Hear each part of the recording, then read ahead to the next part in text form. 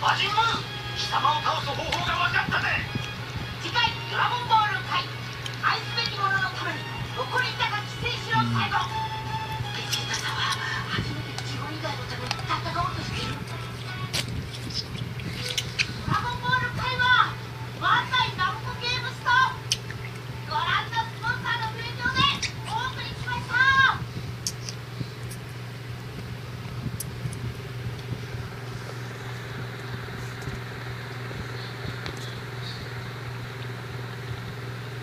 Gostoso, Loli Loli. Mais.